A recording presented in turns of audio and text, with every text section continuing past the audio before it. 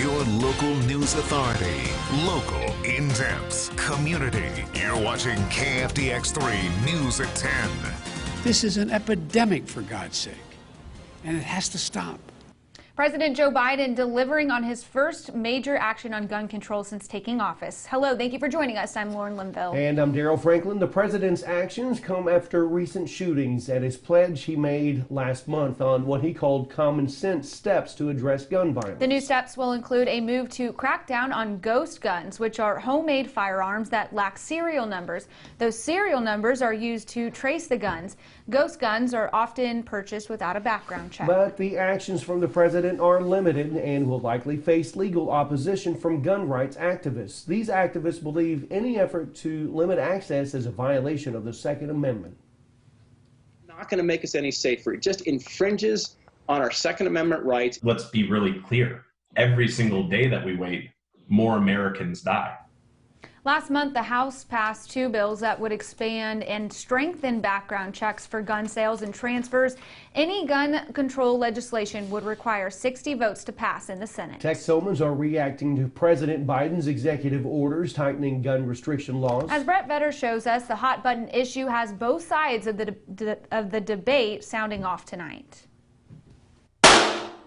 When it comes to gun control laws, MSU student Eliza Cameron isn't sure if either side will ever come to an understanding. The opinions that get put out there are the extreme ones. So it's the people that don't want any or don't want all of it or like want everything to be controlled.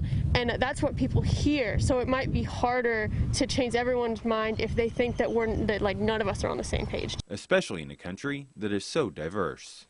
It's difficult to get something that like done nationally on a national level because every state has their own things and people are going to have different opinions. President Biden's executive orders hit especially close to home for Wichita Falls resident Sean Skinner. I see a gun every day, you know what I'm saying? And the guns that I see aren't in the right hands, you know? Which is why he supports laws meant to take guns out of the hands of criminals and strengthen the rights of law-abiding citizens. To protect our nation, yes, but a lot of these out here are fighting each other with them. While the orders tighten restrictions in some areas of the law, they are limited in scope and fall short of where the administration hopes Congress will move on gun reform legislation. I'm personally in favor of more gun control, more strict rules. I think background checks, and I'll be super honest, I'm not super sure what the level is right now, but I do think more background checks would be useful. All signs pointing toward the familiar trenches. Brett Vetter, KFDX News.